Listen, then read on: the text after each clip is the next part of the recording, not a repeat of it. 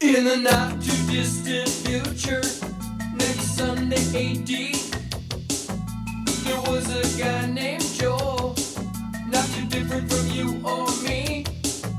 Hello, I'm Faith, and welcome to Faith's Take, where I talk about anything and everything that I find interesting. And welcome to my review of MST3K, episode 101, The Crawling Eye.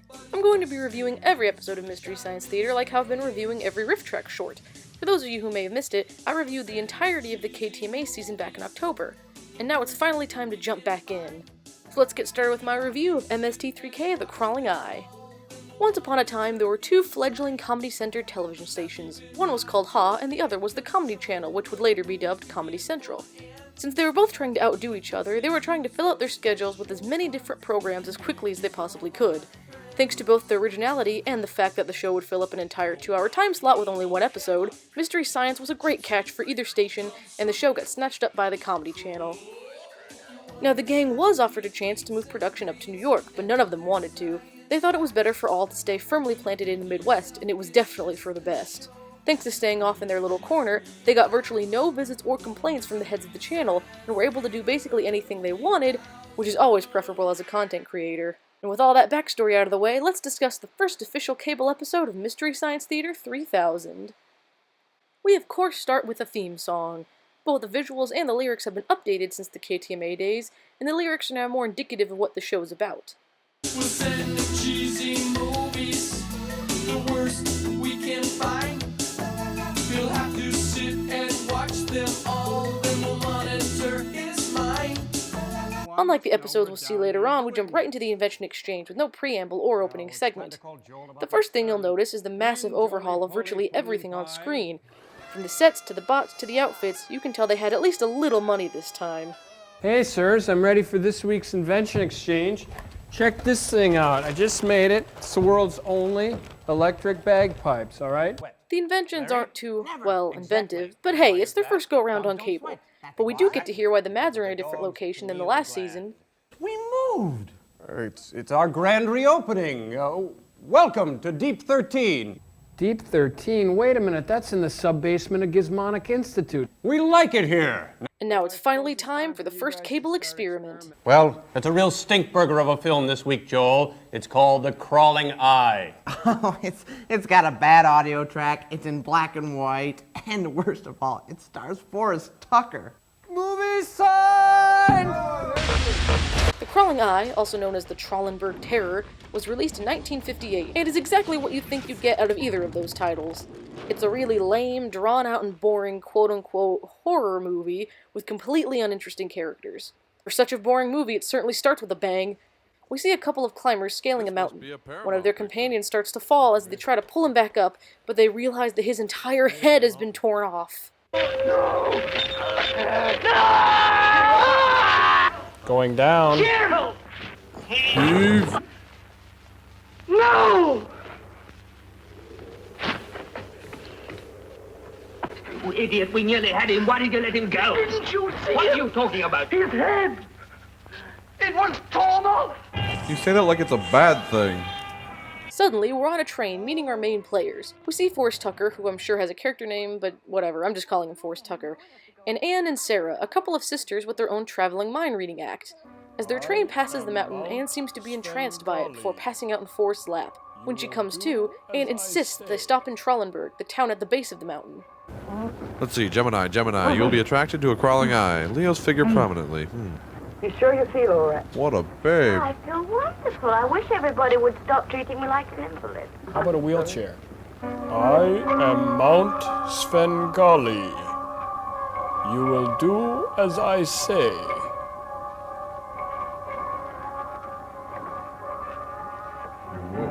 Hey, my paper! What the? What happened to that? Nothing? Now, don't worry. It's all right. Is there anything I can do? You're Sergeant O'Rourke from F Troop. I'm sorry about your newspaper, Mr. Cook. Oh, that's all right. I've read the baseball scores. It's just a prop, anyway. That'll bring the color back. It's red dye number 7. Next Trollenberg. Trollenberg? Yes, Trollenberg.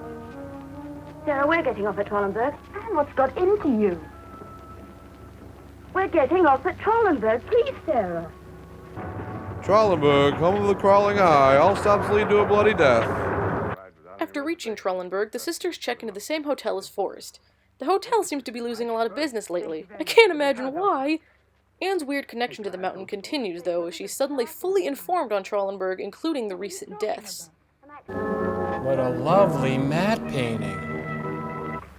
Very good of you to put us up at such short notice. Well, this is not yet our season, you understand?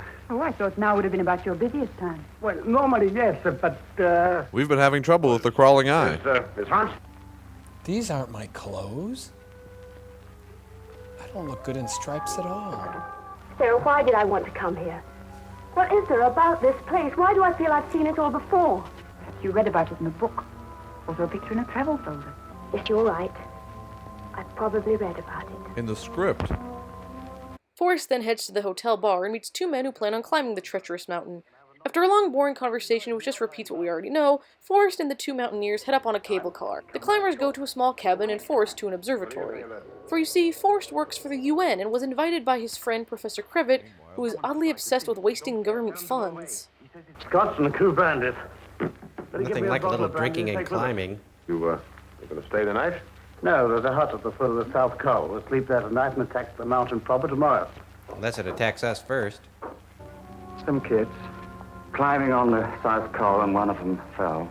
They shouldn't have been climbing without a guide. Or Seems shoes. he wasn't roped up correctly, and the rope got caught up around his neck. Strangle him? Worse than that. Killed him. So, a mountain's a mountain. Some people can climb it, and some can't. Some people can speak dialogue, some can't. Bring him in, bring him in! No, wait. I bring him in myself. No, wait. You get him. No, I'll get him. Well, yeah, I'll get him. I have to do everything around here. You know, the government, they say to me, Professor, do you have to have such expensive things? Windows are much cheaper. And I say I have to have, and I have. You think that's funny? Here we are. Same old mess, huh? But it's an expensive mess. Where people climb mountains, there are lots of accidents. It's true. And sometimes the bodies, they disappear. But here, the search parties go out and always they find nothing. Now, why is that? They're not good search parties? And now it's time for our first mid-movie host segment. This uses the classic template of Joel needing to explain human terms to the bots, and they eventually go off into a bunch of tangents. And trust me, it's nowhere near as funny as it sounds. Okay, what did you guys think of the movie so far? Well, Joel, I can't understand why everybody's so upset about losing their heads. What's so bad about that? I've seen Servo's head on the workbench lots of times. Human beings are made completely different, you guys. Once our heads are separated from our bodies, that's pretty much the end of the show for us. It's just the way we're made. Not much else happens here, so let's move on. The professor tells Forrest that all the strange happenings may be the result of a weird cloud in the area. And if that isn't a ridiculous enough claim for you, apparently a weird cloud causing chaos on a mountain has happened before, and Forrest and the professor tried to fix it back then too. Here's a map of the area. Admittedly, it's not a very good map. Now, Alan, I ask you to think back 3 years ago to what happened in the Andes. But this can't be the same. Why not? We have the accidents like before, we have the cloud like before. Why can't it be the same? Too many things missing. Like a plot. Mental component. Then they spot the two climbers we met earlier as they traipse around the mountain. And after a whole spiel about how dangerous this could be, the professor's just like, those guys will be fine. So of course, those guys will not be fine. Two guys. Hey, Captain Parmenter. isn't he too fat to be climbing a mountain? Well, they should be all right as long as they stick to the present track. And they keep their heads on their necks. The cloud. Meanwhile, back at Daniel Boone's house. What a nice place. Gee, there's only one bed. Guess we'll have to flip for it. Let me see. I could kill the fat guy with this. No, too flimsy. Yeah, this is it. Nice and hefty. Dear Diary, once again the fat guy got the bed. Later on, Anne and Sarah begin to show off their act to all the people at the hotel, but Anne seems to be entranced again and says she sees the hut our mountaineers are in, and she ends up fainting again. The others end up calling the men, and it turns out that what Anne saw was true, and interestingly, their first thought isn't, oh my goodness, we need to get this girl to all the major science laboratories in the world! A mountain and a little hut. And when you shake it, there's a snowstorm. When you shake it, the heads come off. Rosebud. 2 men in the hut. Am. The fat one takes the bed. Sleep. Sitting at a table. Dreaming. Doubting. Writing in his diary. Getting up. Coming towards the door. Maybe she's not psychic. Maybe she's controlling him. If she shuts up, maybe he'll sit down. Away. Glass table. Whoa, I got her. She's mine. I'm picking her I'll up get her by armed. these. The cloud has moved to the cabin, ending with one of the men dying, as was to be expected, and the other one vanishing. A group of the locals gather together to climb the mountain to try and find the lost man and to combat the threat. What a small group of rock climbers are going to do against some kind of man-eating cloud demon is beyond me, but whatever. Meanwhile, Sarah and the professor discuss what's wrong with Anne. Get this. Apparently, her mind is so strong she can tune into other people's. With such an incredible power, she is involuntarily tuning into the strongest mind in the area. Yes, the crawling eye has such an unfathomably immense mind, it's suddenly taking over hers. I couldn't make this up if I wanted to. My pizza ready? It's been over a half hour. Yes. Hold on a minute. There's someone outside. Hang on. Maybe it's the neighbor kids. Could be the pizza man. Hey, get out of my flowers. It's the stealth pizza man. Do we ever get to see the monster, Joel? Can you hear me? George. George. Hello.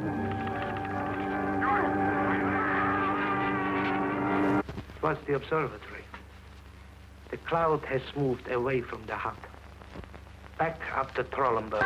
Oh, Hey, nice. nice Real real change. I thought the locals were afraid of going up that mountain. They are afraid. There's an unwritten law here. Time like this, they go up no matter what. Even without pants. All right. Be careful, everybody. Don't lose your heads. These 4 brave men. 3 brave men. 2 brave men, soon to go down in the annals of history. Why did they bring so much licorice? Hey, she's chasing rabbits in her sleep. What's the matter? Why does she behave like this? She's a method actor. Well, your sister's mind is capable of receiving signals sent out by other minds. By yours, for example. Let's start with a simple test. No. Can you tell where I'm looking right now? There is in the meantime, I say to you again, get your sister out of here before it is too late. Too late for what? Last call? Takeout? Too late for heroes? Tell me. Ho segment time! Here we finally see the redesign of Gypsy. It looks much better than the misshapen grocery cart of the KTMA season, and we see her body fully stretched out all over the bridge, which does not amuse Joel or the other bots. And Joel pops her eye off to give her a look at what she's done. And that's actually pretty sick when you think about it. Joel, I don't want to be teacher's pet or anything, but Gypsy uncoiled herself Yeah, again. she did. You know you're not supposed to come out without using the service portal. Now look, I want to show you this. See this big mess you got all over the place? Hey, this is how you look, okay? The best part of this sketch is the very beginning, when Tom and Crow discover Gypsy and banter a bit. But even though it's the best part, the moment takes a bit too long. You see, the camera's trying to not reveal what Gypsy looks like uncoiled, and that's all well and good, but it takes the camera so long to move between Crow and Tom that the pauses between their sentences seem really unnatural. Joel, I don't want to He's not gonna like this. And I'm not gonna tell him. You tell him. Well, maybe he won't notice. Oh, yeah, right. Back in the movie, Anne has disappeared, and it turns out that she's headed up the mountain and ends up at the observatory. Elsewhere, a few of the men get brutally murdered when the man that they've been searching for has apparently gone insane and starts hacking them with a pickaxe. Forrest and the rest of the gang, who didn't witness any of the horror, end up at the observatory too, and Forrest insists that one of them bring Anne back down to the hotel where she'll be safe. What the? She didn't make her bed again. I didn't know they had cable. The hills are alive and it's getting scary. That cloud over there wasn't there before. Pudding? Maybe it's somebody's lunch. You looked in my bag! Hey, buddy, it won't get better if you pick at it. I want you to take Ann down. Don't let her out of your sight. Ann, I want you to go with Hans. He's a warm and wonderful man. You'll be very happy. They make a lovely couple, don't they? Next, we get a bunch of exposition about how the cloud must contain an alien creature for many long-winded, ridiculous reasons. After the group heads back down, the search party killer stumbles into the hotel in a sort of daze. As they begin to interrogate him, Anne walks in and he immediately goes to attack her. The others knock him out and put him to bed instead of bringing him to a hospital for examination, or forcing Anne out of the town for her own safety. So in the middle of the night, he goes on another spree and again attempts to murder her. But Forrest comes to the rescue. The cloud has started moving again. What cloud? Bozo the Cloud. Oh, I don't think you'd understand, Philip. You're much too stupid. Visitors from outer space, that was it, wasn't it? And what else? You go along with us. Until somebody comes up with a better theory. Or a sitcom. Yes, I do.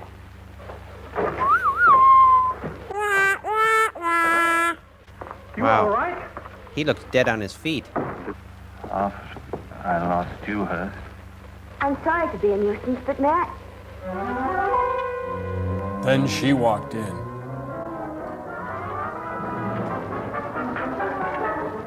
Ooh! He's kind of pig-headed. Ouch. That's smart. Look at his head. At least he's got one. Mind if I cut in? Here's Johnny. Pretty lady. Norman, I told you not to bother the guests. And that's for killing the fat guy. Whoa. Carries a pistol in his pajamas. Of course, now the monster cloud covers the road out of town so no one can escape. Instead, everyone gathers up at the observatory to lock themselves in and just try to survive.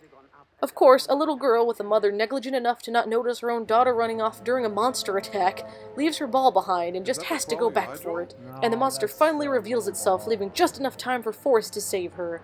It's insane. We should try to get out to the valley. The road is blocked. The cloud stretches right across it. Now go out and do something irrational. Yes. All right, everybody, let's get up to the cable car as quickly as we can. We haven't got very much time. Oh, really? I thought we'd just hang around for an hour or two. Please, folks, I'd like for you all to be ready to load in the car as soon as it gets down. We haven't got a second to spare. Why don't you just spew out more obvious facts?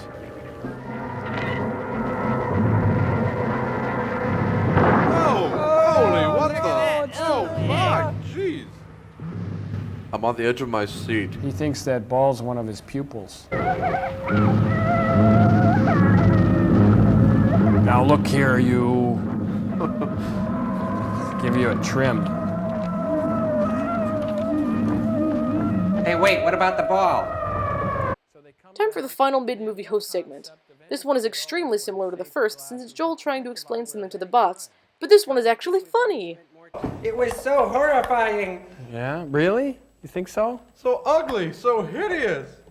Yeah, that was some eye, wasn't it? Oh, not the eye. We're talking about Forrest Tucker. No, you got it wrong, you see. The eye is what's horrible about this movie. Think about it. Otherwise, it would have been called The Crawling Forrest Tucker. Anytime we're confronted with some appendage of ours that's disconnected and free-roaming, rogue, genetically bloated to 10 times its normal size, we're automatically scared. They come down from this planet and they decide to land on a mountain peak. Which is really stupid, because as we all know, a giant sharp point is the giant eye's natural enemy. Bingo. Joel, I think we've already spent more time examining this plot than the writers ever did.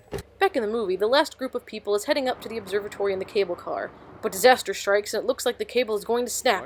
But just a few seconds later, they all make it up safe, so all that tensionless scene did was kill a little bit more of our time. But the safety doesn't last. Now there are 4 clouds all headed their way. While they try to decide how to defend themselves, Hans, a guy who tried to make it out by himself, comes back and has been clearly infected somehow, but no one seems to notice this since they need an excuse for more action. And of course now he wants to kill Anne, who, even after she's tried to escape multiple times and been almost murdered twice, has been left alone again. As a fog emerges over Trollenberg, our young group escapes. Sit back and relax. Enjoy the ride. Uh-oh. Maybe we spoke too soon. The cloud is splitting up. Splitting up? There are 4 of them now. and all moving this way. 4 How long eyes. before they get? It is so hot in here. Uh-oh. Stay here with the others, Sam. You'll be all right soon. And don't breathe on anybody. The Certs encounter. Young love, first love. The group decides the best course of action is to let Sarah take over Anne's thoughts, since Anne has a connection with the monster. Okay, I know they have their weird mind reading thing, but Sarah's not Professor X. Forrest realizes something that should have been obvious earlier. The monsters who have only attacked up high on mountains like the cold, and that they should try to use fire to destroy them.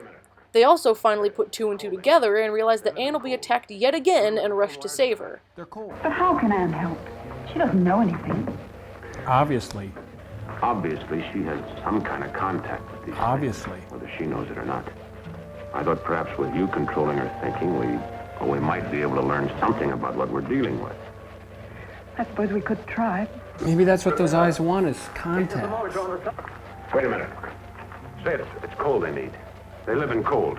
Remember the phone wires at the hut? They're cold. And Brett complained of being hot after he was infected. He was cold. Sam, too. He complained of things. Supposing that... Because they were What cold. about him? He arrived a few moments ago. He's Then cold. he changed his mind about trying to escape. He complained of... Where is he? Out in the corridor. He's cold. Hans is on the fritz. Where's Hans? He had a Wait, cold. died a minute ago. Get your hands off me! Hey, one at a time, one at a time. No leapfrog, come on. Quit roughhousing. Everyone will get a chance. He's washed his hands of that. Poor devil. Wait till I get my hands on you. She'll be all right, I think. Well, better take care of him. I think you already did. And finally, we get a full-on monster attack.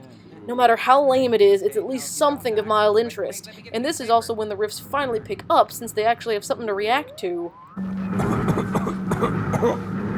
Give him a giant scissors. Maybe he'll put himself out. Well, all eyes are on the observatory now. Is there a sequel to this movie? Yes, the Iger sanction. No. No. With Clint. Starring Burl Eyes. Right. I mean, I don't get this. What's a giant eye gonna do to you anyway? Like pick you up and wink you to death? And I can tell you that help's on its way. Thank you. I can't guarantee you'll survive. How are we going to use these bombs of yours? You light the rags and throw them at those things in the cloud. Then you run. Alice, come here Is quick. that so complicated?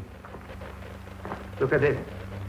Aye, aye, aye, aye. Wow, now I know how it feels to be in a microscope. I'm going to throw a bomb at that when you watch on the screen. See what One of your happens. movies, Forrest? I want you to slam this door behind me. Wait for me to knock to come back in. If I don't knock, don't open it, right?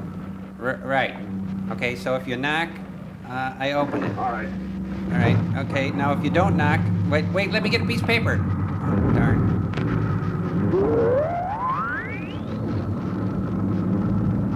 Shave and a haircut. Who is it? Oh, it's you. Alice, there's one on the roof.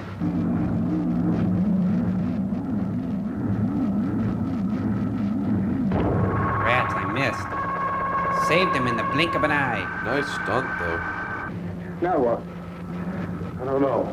Can't go out that door again, that's for sure. It's the only way in or out of this observatory. I've checked. Maybe we should panic. Here I come to save the day. Good.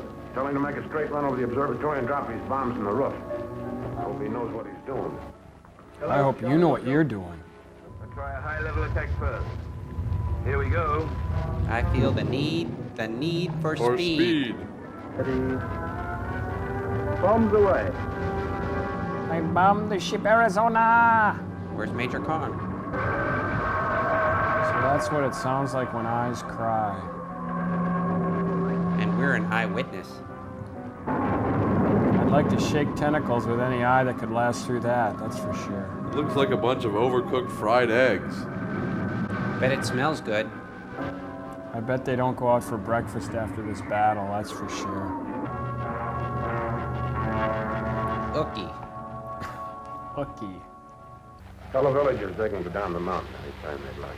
And tell the villagers to wear boots. How about a breath of fresh air? I don't think outside is the place to get some fresh air right now. For the first time in weeks, the Cronenberg is free from clouds. Yes, and let's hope it stays that way. I can see clearly now, the rain is gone. I can see all obstacles in my way. And finally, we have our last toast segment of the episode, where the bots tell Joel a good thing and a bad thing about the movie to get a RAM chip.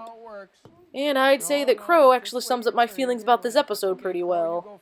Tell me a good thing about the movie and the bad thing, and you get your RAM chip. Good thing? The good thing was it wasn't longer. Okay, and the bad thing? It was this long.